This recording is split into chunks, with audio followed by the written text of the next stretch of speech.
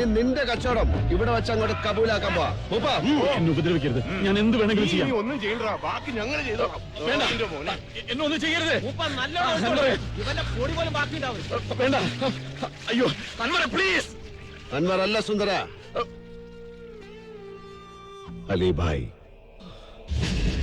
അലിഭായ്, അലിഭായ്, ഞാൻ നിങ്ങളോട് യാചിക്കുക, എന്നെ കൊല്ലരുത് പ്ലീസ്.